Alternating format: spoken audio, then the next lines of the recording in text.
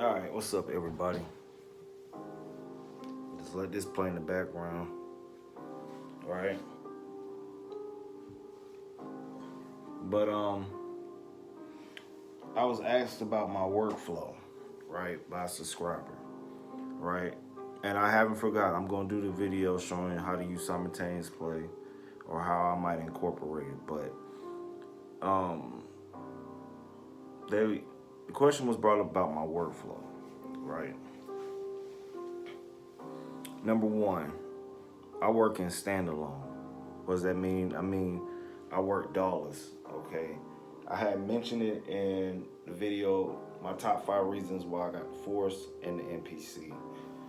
And mainly any standalone gear. All my gear is standalone. So like my Head Rush board is standalone.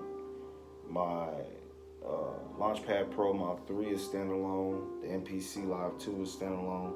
And the Akai Force is standalone. And the reason why I work like that is because, number one, I get distracted if I'm on the computer. Not saying that the DAW, I can't do the same thing in a DAW. I have tried the DAW. I have tried working in a DAW on an iOS, like a tablet or iPad or phone. You know what I'm saying? And made a lot of music that way, but I found out that this was hindering my production, or how fast I'm able to produce music, due to the fact that I'll get distracted. So number one, I work standalone. So when it comes to the Force or even the MPC, um, mainly I focus on the Force because I know there's countless videos with the MPC Live, MPC One, MPC X, maybe MPC Studio, and Live One. So yeah, but the workflow, I prefer the workflow that's on the Force. It's similar to um, the setup you might have, like if you had Ableton and the Ableton Push 1 or 2, because the Push 1 was made by Kai, so some of the features in the Force is similar to the original Push. Push 2 is a whole nother level. Like if I ever wanted to go back into the DAW, I would more likely I would probably get Ableton, because the Ableton Push is similar to the Force and the Launchpad. So that's really my workflow. It's clip launch based. I like that because on the clip launch, you're able to populate a clip. You can set it however many bars you want, and it's more about patterns. So like when I make my beats or songs on the Force, it's very simple. You know what I'm saying, with the workflow. The only con in this type of setup is, it could be a con, is the fact that I don't have access to some of the sound libraries or VSTs or plugins that, or effects that people use mainly in DAWs of their choice. Akai hasn't set it up where you can use third-party plugins or third-party um, effects and stuff unless you're connected to the computer. And even with that, it's very limited. So in standalone, that would be cool. To me, it would make sense. You got Wi-Fi, you got splice ability, you know what I'm saying? Right? So, right? So, yeah, that's how I work. Now, the beautiful thing about the Akai Force is that it provides so many different outlets for a workflow, that you can literally create your own workflow based off of either your musical knowledge, um, your previous knowledge of an instrument, or how you approach even working on the step sequencer. So like certain styles is more favorable to use the step sequence than trying to play that shit by hand, and others are more favorable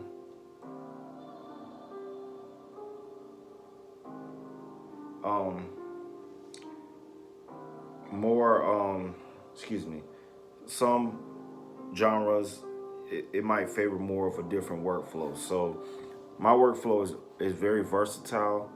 um so even if I show you one aspect of my workflow, that's not my full-on workflow. It'll be a long ass video if I was to show you my different approaches towards using the Akai Force or the MPC Live 2 with the Launchpad and etc. Because my workflow, depending on the situation, might be more favorable to a certain style or a certain way that I go about it. But it's very simple. Um, Having a musical background, obviously, hopefully, that's obviously expressed through my music. Um, because of the fact that I do take pride in, learning um, music, you know, so that I'm not hindered or um, blocked from any way of wanting to express myself musically. So, part of my workflow is studying. If that's watching videos or tutorials on YouTube, but I don't watch everybody. I watch people that I feel have a certain level of musicianship and um, understanding to whatever craft of music they're producing or making. I also got books. Like I said, regardless if this is a book pertaining to guitar, it's still music theory. Music theory is universal and it's translatable to any instrument or machine, or DAW. So even if you don't know how to play stuff like a traditional instrument, it still doesn't hurt to learn some music theory. At least learn some of the rules so you can break the rules. Right? Right?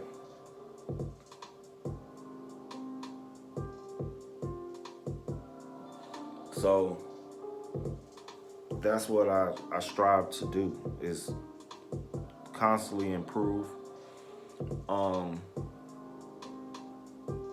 Also, part of my workflow, depending on what machine I'm using, can vary. You know what I'm saying?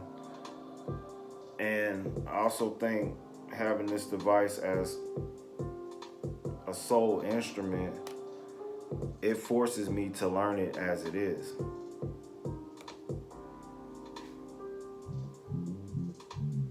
Right?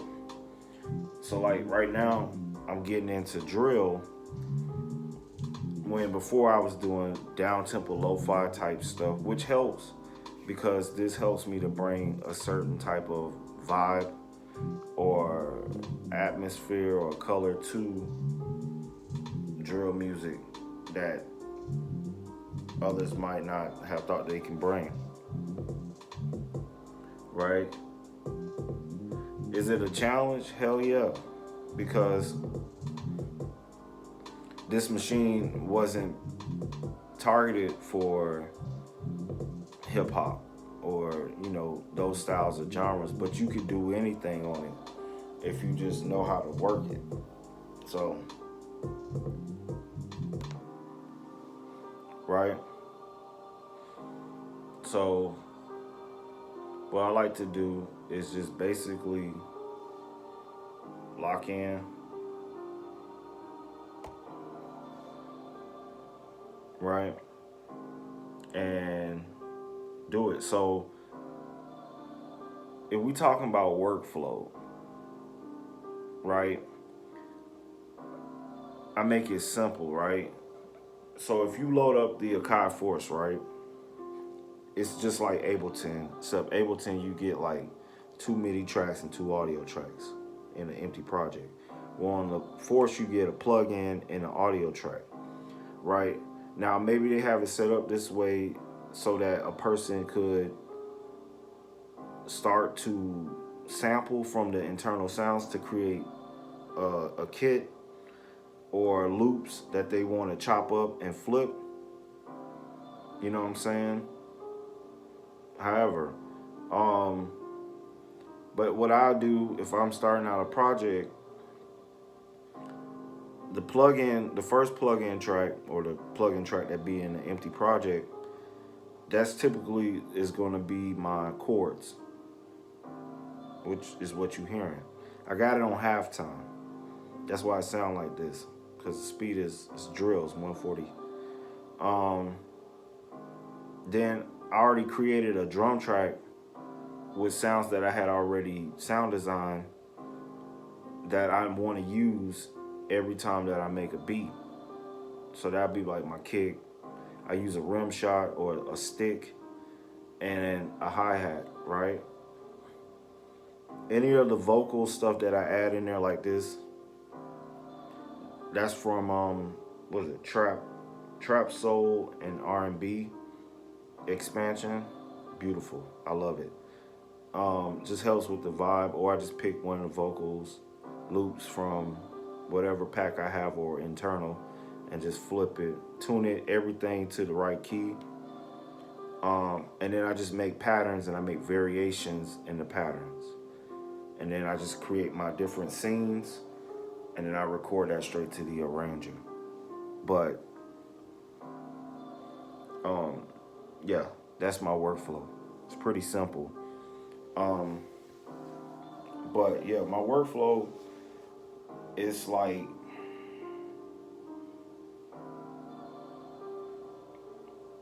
it's a balance. You know what I'm saying? Like I said, I read up on the history of things. I learned some of the basic structure of things. I learned some, chords and things that pertain to it, and then I translate it, and then I put it down. So that's what I do.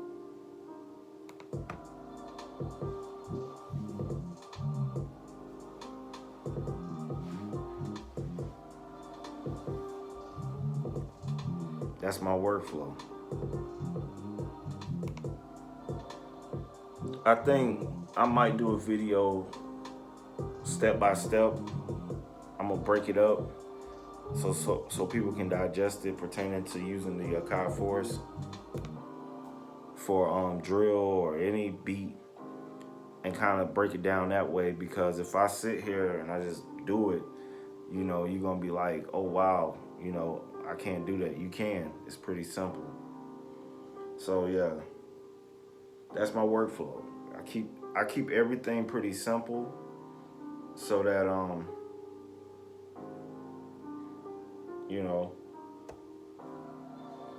by keeping it simple, the KISS method, keep it strictly simple, you can never go wrong.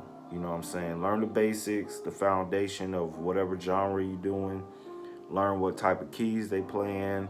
Learn what type of scales or modes they use. Learn their patterns, kicks, snares, whatever. Learn the sounds that they use. And then once you learn that, do you. Like I do me. I don't think none of my music sound like anybody except me. And it's distinctive. So, that's what I would say. My workflow, to recap so I can end this video, is studying. So like I said, that's studying music theory. If that's watching tutorials, reading blogs, going back on the history, learning some basic patterns or whatever style of genre I want to do. Take notes, you know what I'm saying? Write that shit down, or put it in your phone. I prefer to write it down because it's easier and it keeps me off my phone. And experiment, also listen, but don't emulate, That's another thing. I can't emulate anybody. I could try all I want, but it would never sound like that person. So knowing this about myself, I just don't do it. I just do me. You know what I'm saying? And yeah. After I do all that, then I just hop on this thing and I start with the basics, and then I just listen, and what feels and sounds good to me, that's what I do. This track or this song literally has seven tracks. It could have just been six. The piano, there's a little vocal vox thing, the drums, the rim shot, the hi-hat, and the 808. I mean, if I want to keep it straight, bare bones simple. And then I added some type of layer with the, little pad thing in the hook. But yeah, that's typically my setup or my workflow. It's keeping shit strictly simple. You know what I'm saying? Like if I'm playing chords, I might use 4 chords at max. 2 the minimum, 4 the most in a progression. Right? If I make patterns, I start with a basic pattern and then I make slight alterations in the kicks or the rim or the snare. Maybe the hi-hats if I feel like it. The 808s, I switch them up, or the bass, depending on what I'm doing. And I keep everything pretty simple. Structure it out, then I'm good to go. That's basically my workflow. That's how I was able to pump out so many damn songs within a year span or 14-month span, over 500 songs, all original music, was because I kept it simple. You know what I'm saying? I know I'm going to have drums. I know I got to have some type of chords or some type of melody. And I have to know the structure of how I'm going to set it up. Having experience playing guitar and playing at church when I was younger did help. Listening to a lot of different music also helped as well. And then just trusting my ear and trusting my intuition, how I feel about it. And yeah, it's Mike. I personally, I don't slap tags on my music, more or less out of 2 reasons. Number one, I don't believe anybody could emulate me even if they tried, because I always switch up. And secondly, I know my stuff doesn't sound like anybody else, so I personally don't feel like I should slap a tag on there. I feel like you have to if you emulate other people or y'all have such an identical sound that everybody, they can't distinguish your stuff by ear. You might have to slap a tag on it. I don't have to. I don't do that. So, that's my workflow. And hopefully that was helpful. But that's kind of insight of how I approach my work and workflow when it comes to music. You know what I'm saying? So with that, y'all be blessed.